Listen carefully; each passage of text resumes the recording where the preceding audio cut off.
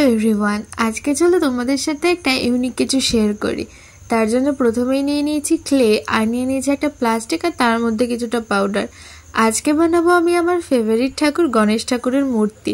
এর আগেও গণেশ ঠাকুর নিয়ে আমি অনেক এক্সপেরিমেন্ট করেছি, বাট কখনো মূর্তিটা আমার বানানো হয়নি। আসলে বানানোর সাহস পাইনি বলতে পারো। তার কারণটা হলো ছোটবেলা থেকে ড্রয়িং বা ক্রাফট কিছু না শিখলে যা হয়, কনফিডেন্টটা পাবো কোথা থেকে।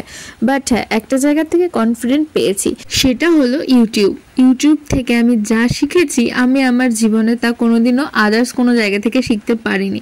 আর হ্যাঁ, অবশ্যই আমার শেখার আগ্রহ ছিল, তাই ইউটিউব থেকে শিখতে পেরেছি। যাই হোক, যাক সেসব কথা। তো সামনেই চলে এসছে গণেশ চতুর্থী, যেটা আমার ফেভারিট ফেস্টিভ্যাল বলতেই পারো তোমরা। আর এইবার আমাদের বাড়িতে অ্যাক্সিডেন্টাল একটা কারণের জন্য আমরা নিয়ম মেনে কোনো পুজো করতে পারবো না, আর ঠাকুরের মূর্তিও কিনতে পারবো না। তাই বলে কি আমি গণেশ পুজো করবো না নাকি? তো সেই জন্য আমি বানিয়ে নিলাম এই সুন্দর একটা গণেশের ছোট্ট কিউট মূর্তি, আর এটাতেই আমি পুজো করব। হ্যাঁ, কোনো নিয়ম করব না, বাট ঠাকুরের সামনে ফুল বেলপাতা তো দেওয়াই যায়।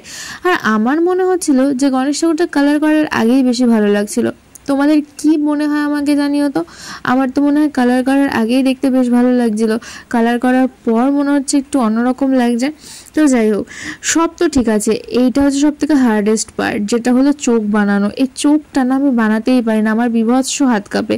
ওই যে রিজন ওই একটাই, ছোটোবেলা থেকে এসব কিছু না শিখলে যা হয়। তাও চেষ্টা করলাম, যদি কিছু ভুল হয়ে থাকে তো সেটা অবশ্যই আমায় কমেন্টে জানিয়ে দিও, যদি কিছু ঠিক করতে হয় সেটাও জানিয়ে দিও। আর এই দেখো, গল্প করতে করতে রেডি হয়ে গেল। কেমন লাগলো সেটা জানাতে ভুলো না যেন। আজকের মতন টাটা।